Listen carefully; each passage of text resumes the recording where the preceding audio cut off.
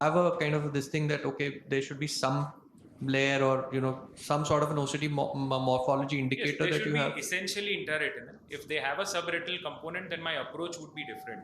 Probably I'll go paramacular, creating an artificial detachment or an iatrogenic detachment with a 41 gauge needle and approach it from behind. So I'll go to the last leg of my presentation actually. This is going to deal with a lot of anti-VEGFs. We can take a lot of questions on anti-VEGFs after this talk. So Dr. PIYUSH Bansal was supposed to be giving this, then his friend was supposed to be giving this. I don't think he's also turned up. So I'm going to be giving this talk eventually. So surgery before laser in PDR. We already have protocol S in place where we know we are doing injections before laser in PDR. Should we go one step forward is what we are trying to see. Here, this is a very well lasered PDR, and the only reason why we are doing a vitrectomy in the first case is because of a taut hyaloid with vitromacular traction and non-resolvent macular edema. So what we are doing here is essentially taking off the hyaloid first. We cannot induce a PVD all together in one go. We try to do it in a piecemeal way because you see the number of bleeders that are there. These are very tight retinal adhesions because of the plastered onto the retina by the laser marks. And you see the kind of focal and the peripheral laser that has been done. It's very difficult to lift the vitreous scaffolding off up to the entire periphery without causing bleeders or tears in the retina. So this is what actually you would end up doing if you were to do vitrectomy in an eye that has been extensively lasered. As against this, if you see, this is a treatment naive eye. You see the fibrovascular proliferation here, it is extensive. It is something that is, that wouldn't seem like coming off in one go, but it comes off in just one piece because there is no other adherence of the vitreous to the retina elsewhere. There's obviously a case of BRVO, but this is something that has not been lasered before and has been lifted off in one piece. In the next video, you see very similar. This is also a treatment naive retina where you have raised fibrovascular proliferations here. If you try to do laser here, you are not unjustified. Yes, you can do laser PRP and probably this would stay like that. But if this vitromacular traction is going to encroach upon and start interfering with the foveal vision, at some point in time you will require a vitrectomy. Why not do vitrectomy beforehand? Nowadays, vitrectomy is a relatively safe surgery with advanced instrumentation. You're also going to be peeling off the ILM and not incur macular edema. So surgery before laser PRP, the obvious advantages are you are able to induce a total PVD without causing tears or bleeds. Total vitreous scaffolding will be removed. You can then use a sparing PRP instead of dense PRP. You can space your PRPs apart and you're not going to land up with side effects of PRP. Invisible vitreous tangential traction is going to get removed. It's going to help probably resolve those non-resolving DME cases following multiple injections. Theoretically, ILM peeling improves oxygenation, helps resolve DME, probably even helps resolve macular ischemia. We don't know. So surgery before laser PRP, you avoid the disadvantages of PRP. You don't need to do add PRP and fill in PRP and then fill in PRP again and keep on giving PRPs. In one stroke, you're going to solve this problem. The other thing is the angiofibrotic switch, which we are all scared of. If you give injections or if you give multiple sittings of laser, you're going to have that angiofibrotic switch where you're going to land up increasing or worsening the traction by actually taking care of the vascularity. So this is a similar case where it was well lasered and the traction not only led to a localized tractional detachment but also a localized macular hole.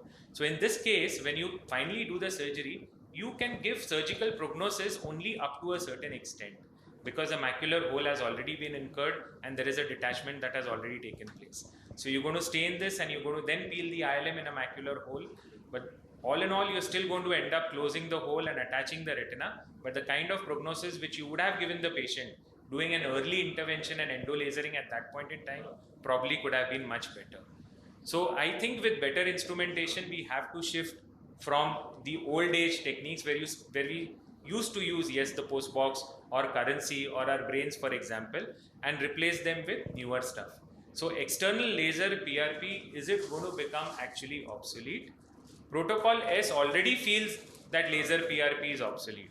In the injection group, we have 9 injections in the first year, 5, 3, 1, 18 in all. Let's say you have 0.02% risk of losing the eye, as against laser PRP, where you're going to incur much lesser damage and there'll be no risk practically of losing the eye. But then when you tell the patient, if you were my relative or you were my mother or my sister, would I be doing this? So in the injection group, that 6/6 is going to remain 6/6 with fairly good quality of vision. As against that, in laser PRP, you're going to have either contrast loss or you're going to have peripheral constriction of vision. Especially in the injection group, you're also going to cater to DME, which happens in 30% of the patients, and it's going to make it better. As against the laser PRP, where the DME will remain, so to say, a DME, though it will be stabilized, and you will end up with either a negative or a positive scotoma. So injections better than laser, protocol S is already telling us so. I'm trying to go a step further, whether early surgery is better than injections or laser. Now, when you have PDR, you have two kinds of changes in the retina, extramacular and macular. In extramacular, you have flat NV, raised NV, mild vitreous hemorrhage, and vitreous hemorrhage with severe traction.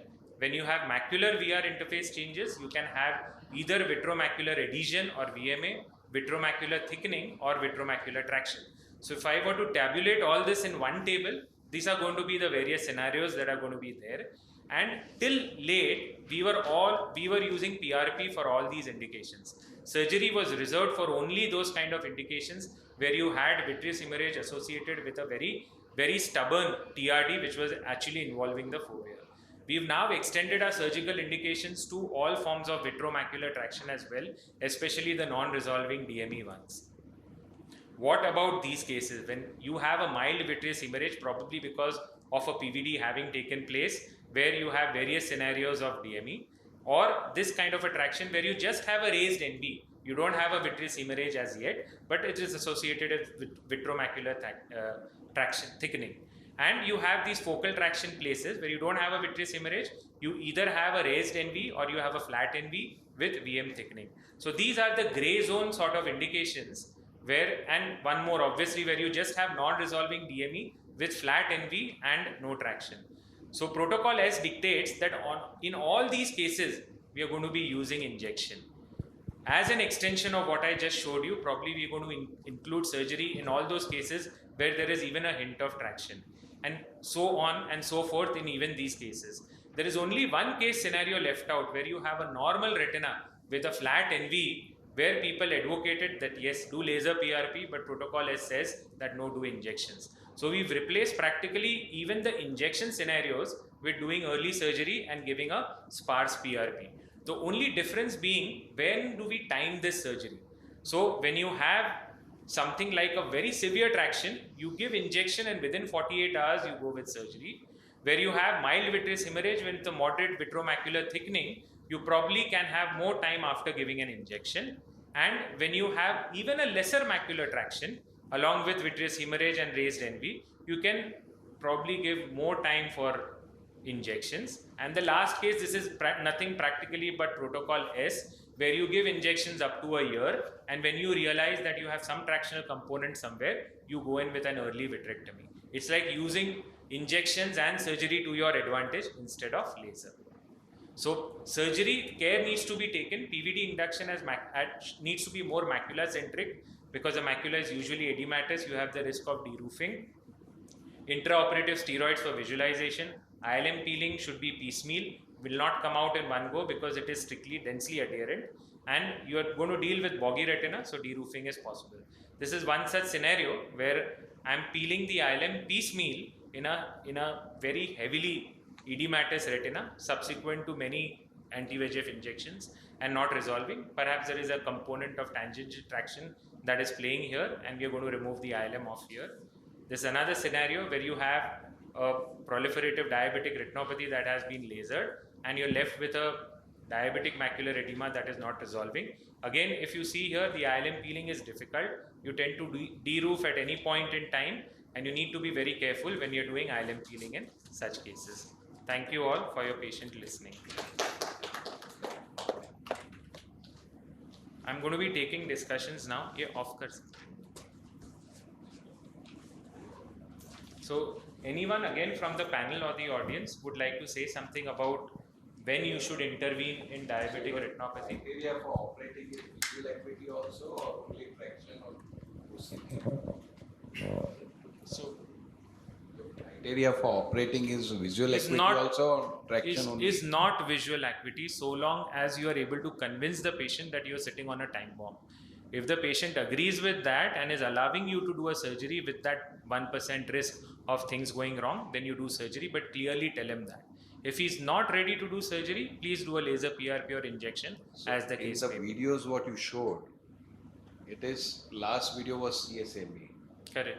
Other videos was traction. One video I think you mentioned, but it was already like regressed type. You know, you said it was vein occlusal, Correct. but it was like a regressed pathology. There was no vessels when you operated on Correct. that patient.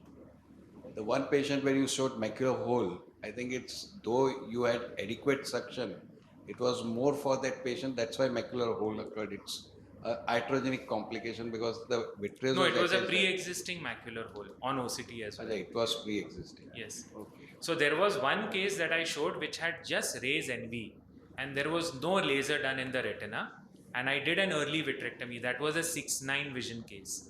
That was the only case which had very good visual acuity, and the patient did agree with us doing, because when you see those tractional fronts there, they were at the arcades. The macula was lifted over there on the OCT. The fovea was spared completely. What was the age of the patient?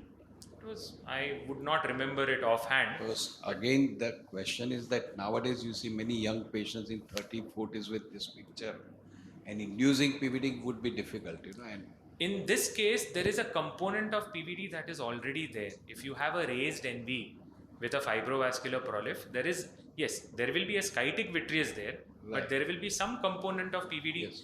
These patients will not even do well in the long run, even if you just were to laser them. At some point in time, you will require to intervene by way of surgery. but a 6/9 patient, suppose you land in complication of surgery, is something difficult to pardon, you know. I understand. That is one risk that we should be willing. I mean, it depends on individual risk-taking ability of the patient. I think, as I would like to put it, I think any PDR with a vitreomacular traction or a prolif which is involving the macula, I think surgery is the way to go.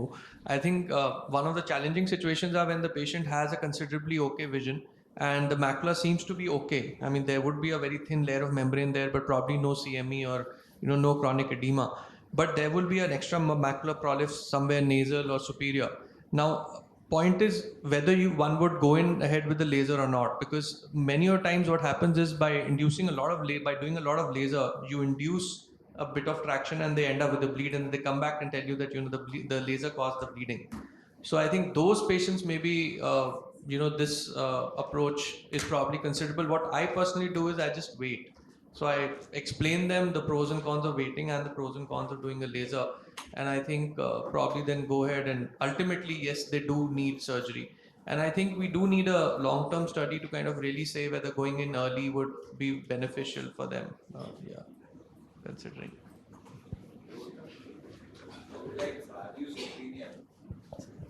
I would like Raju and Atul's opinion also. I have had couple of patients, bilateral PDR. One eye you operate is counting finger, that becomes 6/9 or something. Other eye was 6/9, 6/12. And in 3-6 months time they develop PDR, you operate and that eye becomes counting finger. Have you seen such situation? Means there are 2-3 patients I distinctly remember where a good eye becoming bad eye after surgery, because surgery is to some extent unpredictable, and a bad eye becoming a good eye. It definitely is possible. That is something which we have seen. It is more common with patients who have an extensive membranes and ischemic retina. You see a sclerosed vessels and ischemic retina. Macula might be spared a little. If you do an angiogram, you might see that only the perforation is still macula. Beyond that, there is nothing. Those are the ones which tend to behave like this. The vision might be good for that point of time. So what happens when you do a surgery? There are multiple factors in it. So that might create an ischemia later and all these things. So otherwise, if you are doing earlier surgery, then the chances might not be that high. I know sometimes I feel that prolifs which are very adherent to the disc, they also sometimes do bad consume. When you do a segmentation around the disc, you don't start the PVD from. No, you don't start the PVD, but I think usually you would expect them to do much better because the attachment probably the macula has less. Any prolapse which is with a broad attachment is something which I would hesitate to go in early, unless until there is a loss of vision. So early vitrectomy wants to address that problem, and it should not lead up to the broad attachment. How many eventually would lead in the That is something which See, if you do a PRP early in the course where you don't see a membrane formed already, I don't think most of them will go into any proliferation with membranes, thick membranes. But if you have already seen a membrane there and that time you're doing laser, yes, they have potential. But them you would have seen the membrane. Most common are the ones where there is a vascular occlusion component, like BRVOs or things like that. They have a thick attachment to the retina. So ultimately, you may have to do a bimanual dissection in these patients. Otherwise, you may not be able to get this out because difficult to get that flame in that area. If it's a small attachment, it's easier for you to go in between and go with cleavage and things like that. So maybe if I can show 3-4 images.